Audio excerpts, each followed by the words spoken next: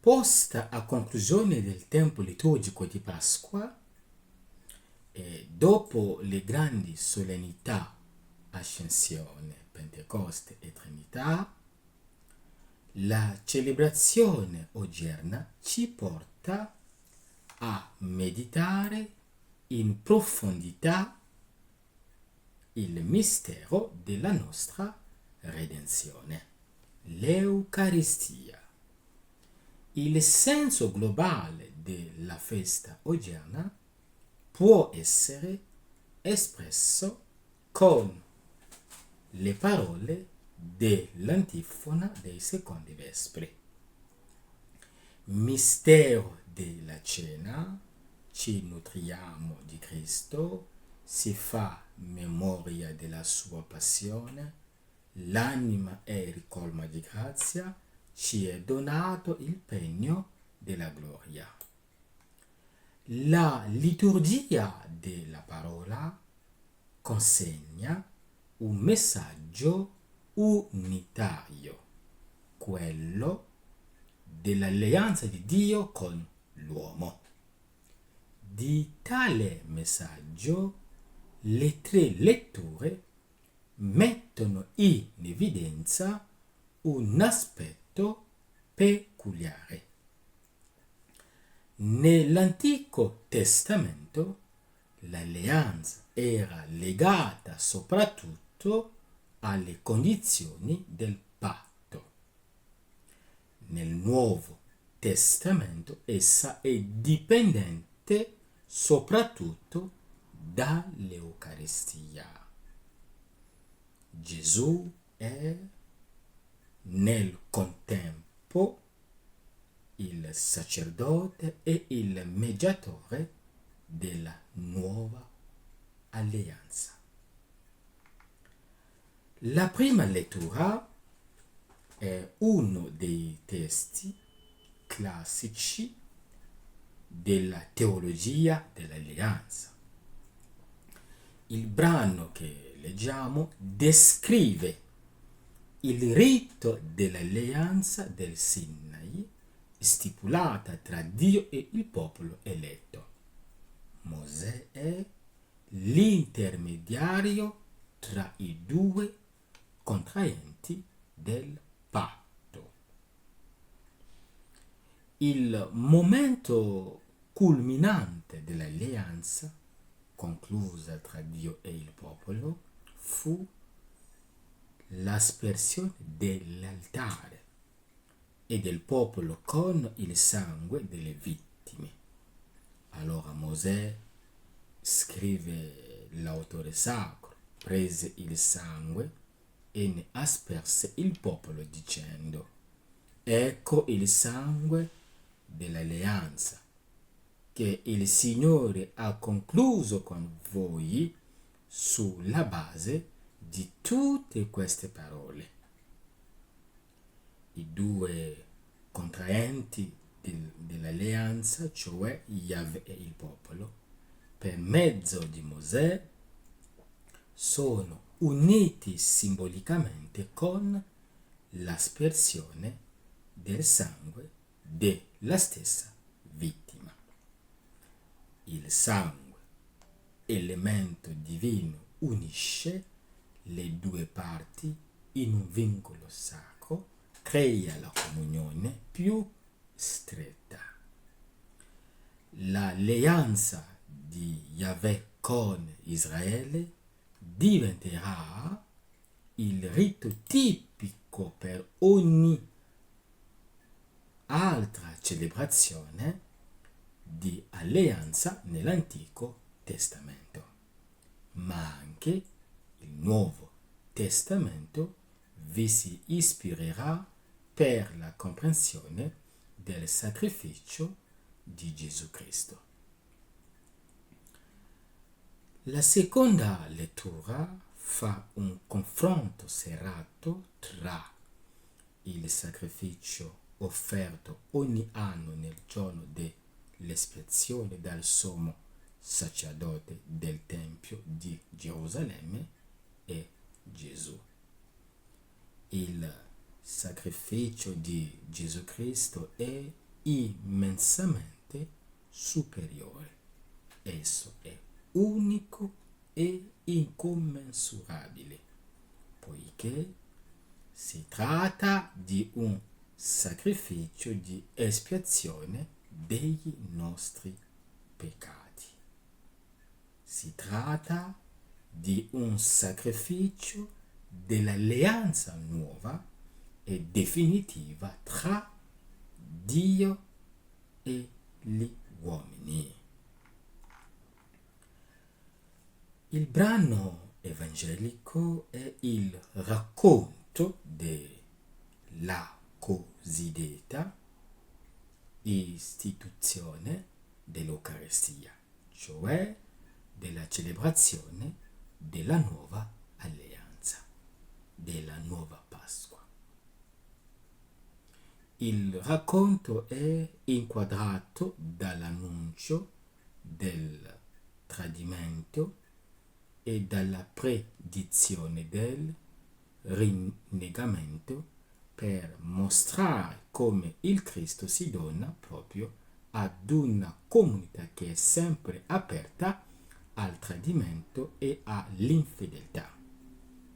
Si divide con naturalezza in due unità testuali: la preparazione della cena pasquale e la celebrazione stessa. Durante la cena pasquale Gesù istituisce l'Eucaristia. Di questa vengono assunti due gesti particolari: la benedizione iniziale del pane e quella finale del vino, senza dover parlare dell'agnello. I due gesti sono orientati diversamente, riferendoli cioè a Gesù stesso e non più a un passato lontano. Gesù stesso si consegna sotto il segno del pane nelle mani dei suoi. Lui stesso compie il gesto dello spezzare, che non va colto solo come un'azione necessaria alla condivisione, ma soprattutto come espressione di una logica che Gesù fa propria e che ritiene atta a esprimere il dono di sé. Giuda spezza la comunità con una scelta di tradimento. Gesù riunisce la comunità con la scelta di donarsi fino in fondo. Al versetto 22 Gesù dice: questo è il mio corpo. Attraverso queste parole, come se Gesù dicesse ai discepoli e a noi: io sono il punto di unità e di condivisione tra voi e me. Io sono la logica di vita. Al versetto 25 Gesù aggiunge: questo è il mio sangue, il sangue dell'alleanza versato per molti. Se il pane richiama il dono del Maestro che i discepoli sono chiamati a fare proprio, il calice richiama l'alleanza che verrà conclusa nel momento in cui tale dono raggiungerà la sua manifestazione più radicale, quella dello spargimento di sangue nella passione e morte. Gli unici due passaggi dell'Antico Testamento in cui si parla del sangue dell'alleanza sono Esodo 24, versetto 8 e Zaccaria 9, 11. L'Evangelista sembra evocare il primo brano dove Mosè versa sull'altare metà del sangue dei animali sacrificati e con l'altra metà asperge il popolo, siglando in tal modo il patto tra Dio e Israele. Stando a questa logica, il sangue, più che essere segno di purificazione, è segno di comunione. Gesù, il nuovo punto di riferimento della Pasqua cristiana, anzi, lui, nel dono supremo di se stesso, nuovo agnello nella sua morte, per cui il suo sangue sarà il vero sangue dell'alleanza tra Dio e gli uomini, definitiva e perfetta. Ormai i discepoli hanno tutto il necessario per il loro cammino lungo la storia per estendere a tutti questo regno di Dio realizzato in Cristo. Il loro riferimento sarà il dono di se stesso, di Gesù, da comunicare, da testimoniare con la vita a tutto il popolo. Qual è l'insegnamento da trarre? Il mistero trinitario su cui si è soffermata l'attenzione domenica scorsa è l'aspetto frontale di un piano che si chiude nell'Eucaristia.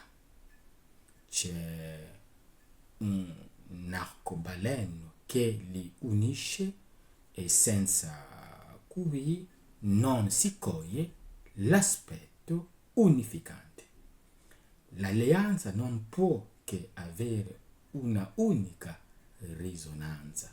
Dio ama l'uomo alla sua maniera fino al sacrificio del suo figlio.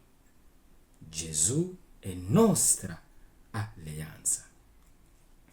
Nell'Eucaristia che celebriamo ogni giorno noi proclamiamo l'amore fedele di Gesù fino alla morte. Ciò che Gesù ha fatto diventa l'imperativo fondamentale della vita cristiana. Per questo dice: prendete. Il discepolo deve infatti associarsi al suo corpo che si fa dono. Ora il suo corpo è offerto. Chi lo accoglie come dono e fa di questo dono la propria vita, donandosi a sua volta, lui stesso vive.